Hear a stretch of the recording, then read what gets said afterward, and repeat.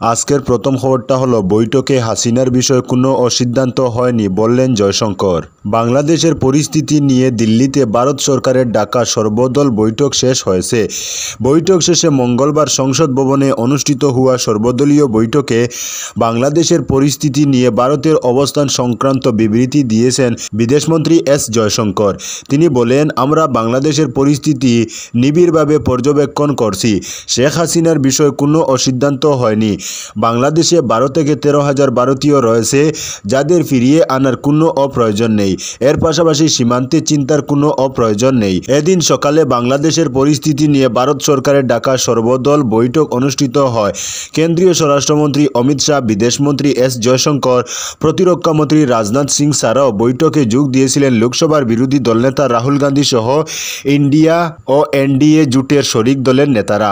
তৃণমূলের তরফে এই বৈঠকে যোগ দিয়েছিলেন দলের লোকসভার নেতা সুদীপ বন্দ্যোপাধ্যায়।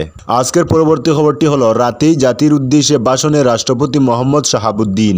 রাষ্ট্রপতি মোহাম্মদ শাহাবুদ্দিন বলেছেন, জরুরি ভিত্তিতে একটি অন্তর্বর্তীকালীন সরকার গঠনের সিদ্ধান্ত নেওয়া হয়েছে।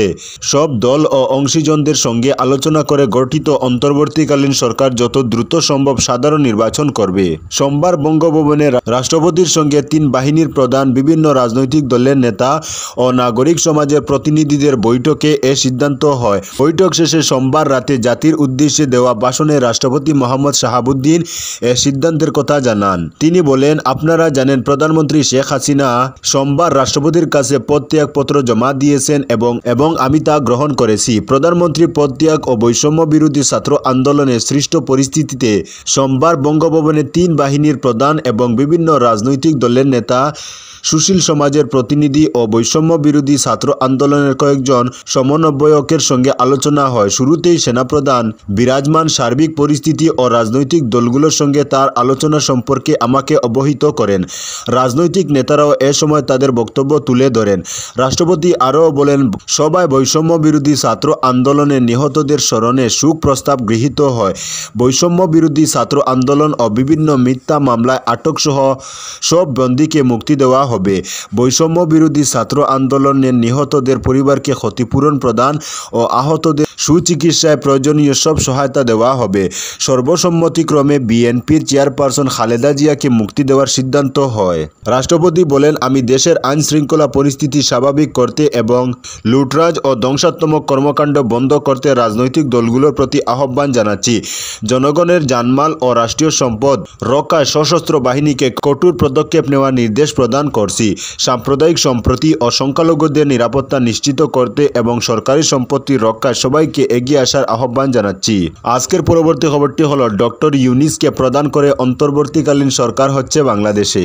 নোবেল জয়ী অর্থনীতিবিদ ডক্টর মোহাম্মদ ইউনিসকে প্রধান উপদেষ্টা করে ছাত্র নাগরিক অভ্যুত্থানের অন্তর্বর্তীকালীন সরকার গঠন করতে চান বলে জানিয়েছেন বৈষম্য বিরোধী ছাত্র আন্দোলনের সমন্বয়ক নাহিদ ইসলাম। মঙ্গলবার ভোর 4টার পর সামাজিক যোগাযোগ মাধ্যমে ফেসবুকে এক ভিডিও বার্তায় জাতীয় সরকারের এই রূপরেখার কথা জানান তিনি। এ সময় অন্য 2 সমন্বয়ক আসিফ মাহমুদ ও আবু বক্কর মজুমদার উপস্থিত ছিলেন।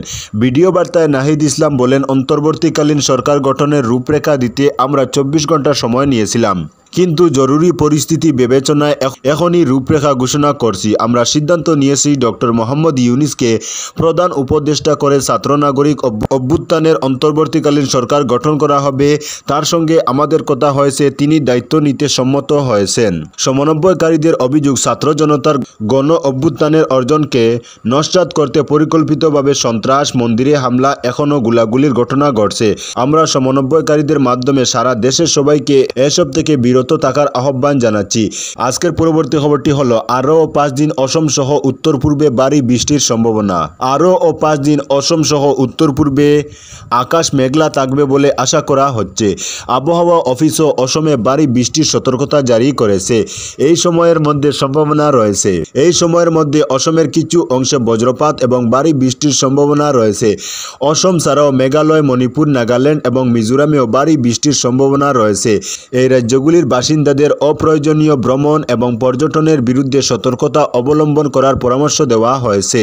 আজকের পরবর্তী খবরটি হলো ভারী বৃষ্টি, গৌহাটির সমস্ত সরকারি ও বেসরকারি শিক্ষা প্রতিষ্ঠান বন্ধ ঘোষণা। ভারী বৃষ্টির দরুন মহানগর জেলা প্রশাসন মঙ্গলবার গৌহাটির সমস্ত সরকারি ও বেসরকারি শিক্ষা প্রতিষ্ঠান বন্ধ ঘোষণা করেছে। সোমবার বিকেলে গৌহাটির বিভিন্ন এলাকায় প্রবল বর্ষণে কৃত্রিম বন্যা দেখা দেয়। এতে জায়গায় জায়গায় আটকে পড়েছেন স্কুল কলেজের পড়ুয়াসহ বহু মানুষ। নগরীর বন্যায় সর্বস্তরের মানুষের জীবন দুর্বিষহ হয়ে পড়েছে। শহরের জেলা প্রশাসন মঙ্গলবার গৌহাটির সমস্ত সরকারি ও বেসরকারি শিক্ষা প্রতিষ্ঠান বন্ধ ঘোষণা করেছে। আজকের পরবর্তী খবরটি হলো ভূমিধসে মৃত্যু এক শিশু কন্যার, আহত এক। ভূমিধসে প্রাণ হারালো এক শিশু কন্যা, আহত হয়েছে আরও এক শিশু। এ মর্মান্তিক ঘটনাটি ঘটেছে জিরিবাম জেলার প্রত্যন্ত গ্রাম আহমেদাবাদে। সোমবার রাতে ভারী বর্ষণে ভূমিধসে পড়লে আহমেদাবাদের আজিবুর রহমানের দুই মেয়ের উপর মাটি চাপা পড়ে যায়। মাটি চাপায় 11 বছরের এক শিশুকন্যা মাটি চাপায় মৃত্যু ঘটে এবং 7 বছরের অন্য এক শিশু মারাত্মকভাবে আহত হয়। তাকে উন্নত চিকিৎসার জন্য শিলচর মেডিকেল কলেজ ও হাসপাতালে নিয়ে যাওয়া হয়েছে। আজকের পরবর্তী খবরটি হলো কাটিগড়া সহকারী ভূবাসন অফিসের ঘুষকাণ্ডে জড়িত 2 জন আটক। গ্রেফতার হলেন শাহাদত হোসেন ও মনোজ অধিকারী। কাটিগড়া সহকারী ভূবাসন অফিসের ঘুষকাণ্ডে জড়িত এই 2 জনকে সোমবার ডিসি অফিসেই আটক করে পুলিশ। বস্তুত অভিযুক্ত 2 জনকে নিজেই পুলিশের হাতে তুলে দিলেন জেলা আয়ুক্ত। রাতে কাটিগড়া পুলিশ গিয়ে এদেরকে থানায় নিয়ে আসে। এরপর প্রাথমিক জিজ্ঞাসাবাদের পর গ্রেফতার করা হয় শাহাদত ও মনোজকে। শাহাদত হোসেন ও মনোজ অধিকারী 2 জনই কাটিগড়া সহকারী ভূবাসন অফিসের কর্মচারী। শাহাদত লট পাটওয়ারি আর মনোজ সুপারভাইজার কানুনগো। 2 জনই গত কয়েকদিন ধরে ভাইরাল নিজস্ব কর্মকুশলতায়। 2 জনকেই ঘুষের টাকা নিতে দেখা গিয়েছিল পৃথক পৃথক 2 ভিডিওয়। প্রথম ভিডিও ভাইরাল হয় 25 জুলাই, যেখানে পাটওয়ারি শাহাদত হোসেনকে ঘুষের টাকা আদান প্রদান করতে দেখেছিলেন কাটিগড়া তথা বরাক উপত্যকার মানুষ। এই ভিডিওতে শাহাদত বাবুর পরপর 2 জনের কাছ থেকে টাকা আদায় করছিলেন দরদামও। একজনের নিকট থেকে অফিসের ভেতর, অন্যজনের কাছ থেকে পার্শ্ববর্তী গাছের ছায়া দাঁড়িয়ে নিচ্ছিলেন টাকা। এ নিয়ে শুরু হয় হাল্লা। তো বন্ধুরা, আজকের জন্য এতটুকু। পরবর্তী কোনো নতুন ভিডিওতে দেখা হবে, তখন অবধি ধন্যবাদ।